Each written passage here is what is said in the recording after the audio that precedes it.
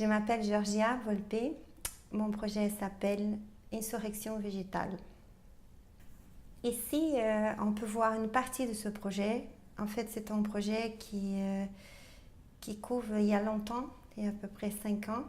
C'est un projet qui traite un peu de la relation de l'humain avec les végétaux. Donc, des longues haleines que je recherche ces similitudes entre le vivre ensemble, puis les végétaux sont le parfait exemple que le vivre ensemble est possible. La communication entre la diversité aussi est possible. Voilà que ce projet est né de cette envie-là et aussi né d'une collaboration que j'ai eue avec une entreprise agroalimentaire à la Pocatière qui s'appelle Inno 3B.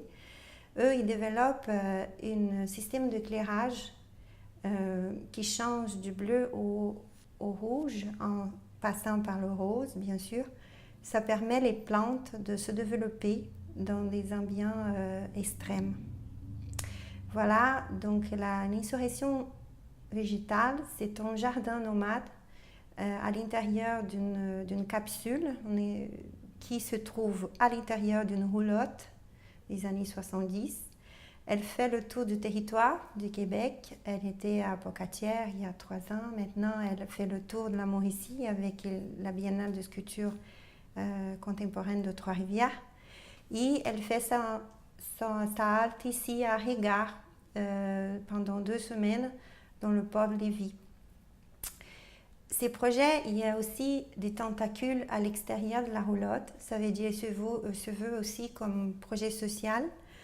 Et donc, à travers du voyage, j'y rencontre différentes communautés, différentes personnes d'une diversité aussi d'horizons qui participent direct ou indirectement dans la cueillette, l'échange des plantes. Et donc, c'est vraiment un projet tentaculaire.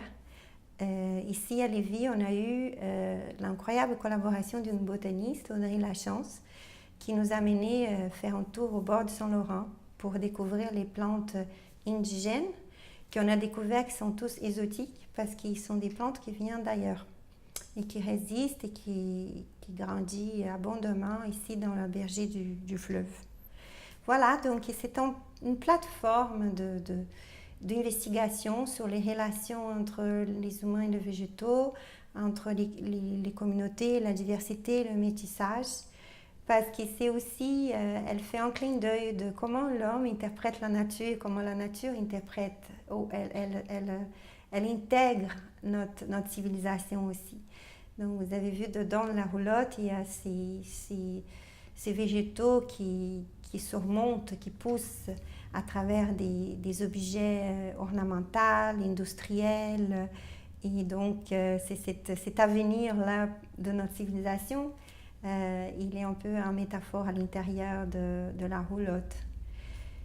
Dans la vitrine, on a un travail fruit d'une cueillette de friches, comme je vous expliquais, autour de Saint-Laurent, dans la berger de Saint-Laurent.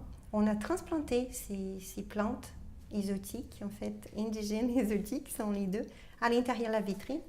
Puis on le fait pousser comme s'il vivait encore dehors. C'est une transplantation. Et donc là, il y a aussi des boîtes qui font un peu évocation aux maisons de Lévis, au nouveau développement.